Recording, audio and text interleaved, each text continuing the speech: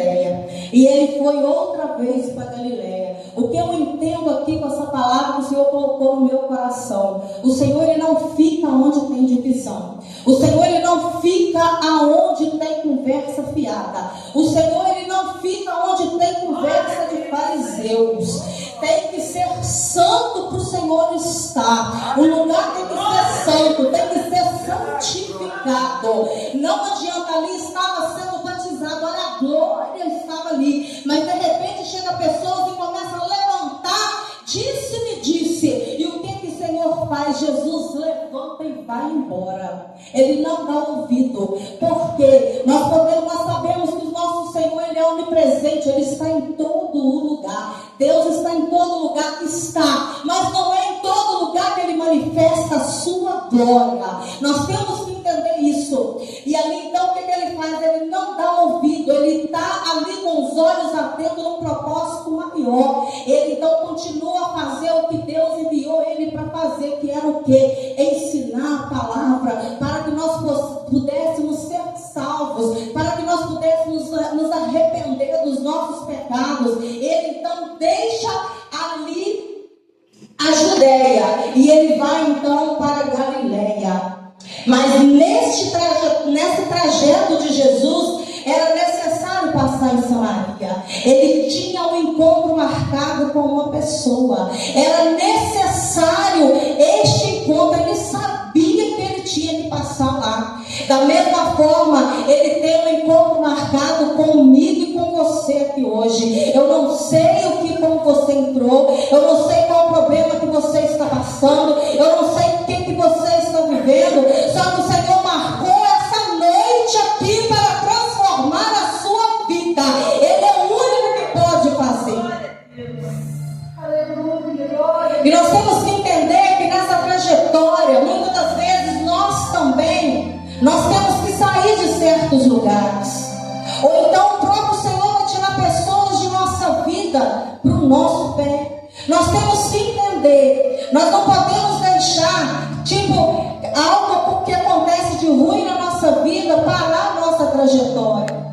Ali Jesus, quando os fariseus estavam falando, murmurando ali, criando ali uma situação desagradável, Jesus não deu ouvido. Ele tinha um propósito maior. E nós também temos que entender isso, que nós também temos um propósito, nós temos um chamado, nós somos chamados para trabalhar para o reino, e nós temos que estar ocupados com as coisas do reino. Aleluia.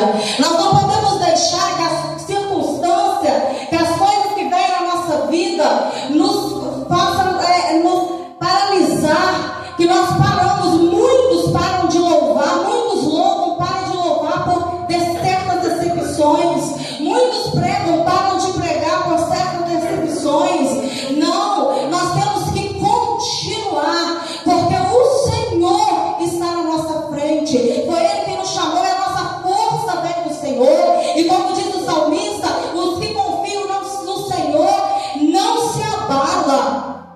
Aleluia. Então nós temos que fazer isso, nós temos que ter essa convicção. Não podemos deixar que a tristeza venha nos paralisar. Aleluia. E Jesus então ele sai, e quando ele vai, ele chega a uma cidade ali chamada Sicar, e ali tinha uma fonte de Jacó. E a palavra do Senhor vem dizer que ele, cansado do caminho, ele assenta junto à fonte. Aleluia. A fonte sentada sobre a fonte. Mas a diferença é que essa fonte, ela jorrava água que quem a tomasse nunca mais haveria de ter sede. Aleluia. E ele então estava ali. E ele tinha pedido os discípulos para ir até a cidade comprar comida. Porque Jesus, ele sabia o porquê ele estava ali. E os discípulos não entenderam o que estava para acontecer ali minutos depois. Portanto, ele pediu, vai comprar comida. Todos os discípulos. E ele fica só. Porque ele queria um diálogo com essa mulher que ia chegar ali. Ele queria estar ali conversando com ela. De repente os discípulos não iriam entender. Eles entenderam depois. Mas naquele momento essa mulher samaritana tira água ao meio-dia, no horário mais que o sol está mais quente ali naquele lugar. E ela vem tirar água. E quando ela chega, ele está ali sentado. E ele diz para ela assim: dá-me de beber. Aleluia. E ela então diz assim: como pode o Senhor falar comigo? Né? Como pode o Senhor me dirigir a palavra? Porque, irmãos, os samaritanos, eles não se davam com o judeu. Então ela já ficou ali, né, perguntando para ele por que ele estava falando com ela. E ele então veio a responder assim: se tu conheceras o dom de Deus e quem é que diz dá-me de beber, tu me pedirias e ele te daria água viva. Aleluia.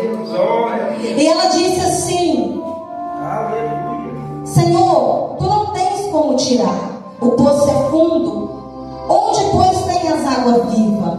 És tu maior do que Jacó, nosso pai, os que nos deu o poço, bebeu ele, a própria água dele, os filhos, seu gado?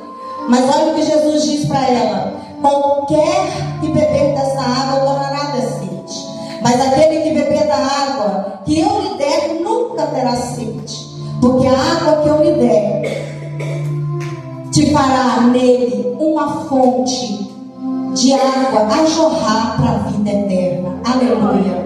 E disse ela assim: Senhor, me dá dessa água, para que eu não tenha mais sede, não venha mais aqui tirá-la. Aleluia. E olha o que ele diz para ela: vai chamar teu marido e vem cá. Então ela responde para ele: mas eu não tenho marido.